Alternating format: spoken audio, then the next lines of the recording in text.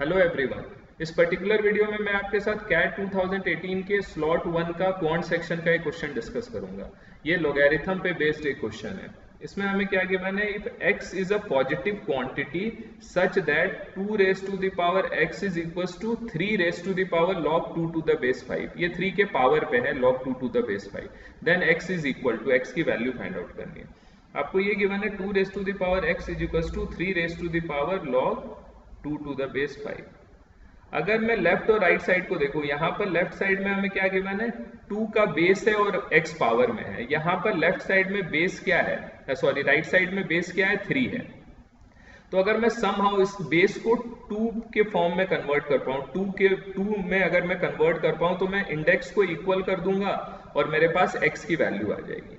तो आप easy way में कर सकते हो। इसके लिए आपको एक लॉगरिथम की बेसिक प्रॉपर्टी पता होनी चाहिए। अगर कभी भी अगर आपको ऐसा गिवन है m raise to the power log of n, आप इसको हमेशा ऐसे लिख सकते हो n raise to the power log of m। इन दोनों को आप हमेशा इंटरचेंज कर सकते हो। ये डिराइव कैसे होता है वो भी आप इजी वे में सोच सकते हो। अगर आप मान लो कि ये दोनों इक्वल हैं, m raise to the power log of n is equal to n raise to the power log of m। आप दोनों तरफ log ले लो तो क्या हो जाएगा, log of m raise to the power log of n is equal to log of n raise to the power log of m।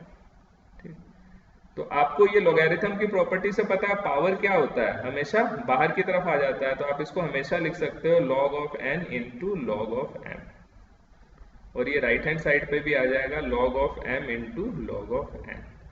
ठीक, तो इसके लिए मैंने यहाँ पर क्या प्रॉपर्टी यूज किया है ये आपको पता होगा। log x raise to the power y को आप हमेशा क्या लिख सकते हो, y log x लिख सकते हो।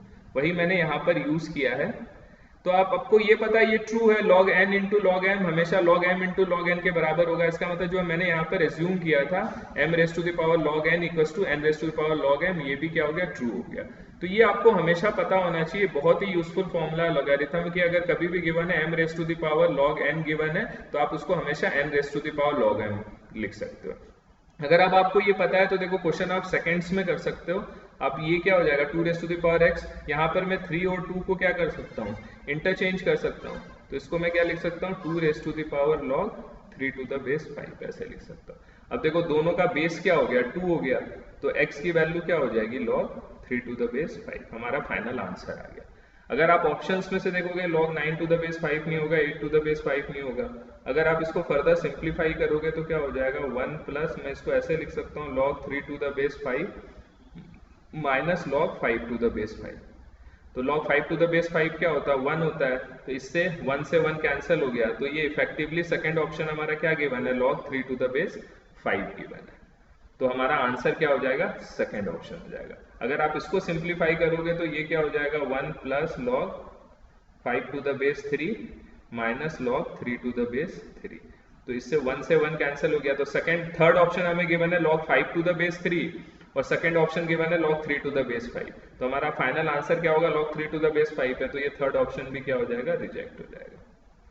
तो आप इजी वे में इस क्वेश्चन को कर सकते हो। इसमें अगर आपको ये बेसिक कॉन्सेप्ट ये पता होना चाहिए लॉगरिथम के, कभी भी हम m raise to the power log n हो तो आप उसको हमेशा n raise to the power log m लिख सकते हो। इसका डेरिवेशन कैसे करते हैं ये भी मैंने आपको बताया। आपने अगर 2 और 3 को यहाँ इंटरचेंज कर दिया तो बेस सेम हो गया, तो x की वैल्यू के आगे मेरे पास log 3 टू द बेस 5। अगर आप ऑप्शंस को सिंप्लीफाई करोगे तो यहाँ आपको ये पता होना चाहिए log of m by n को आप हमेशा क्या लिख सकते हो, log of m minus log of n। Similarly log of m into n को क्या लिख सकते हो, log of m plus log of n।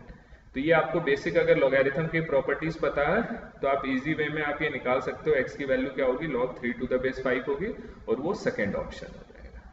तो आप ये कॉन्सेप्ट यूज करके आप इस पर्टिकुलर क्वेश्चन को ऐसे सॉल्व कर सकते हो। Thank you so much for watching.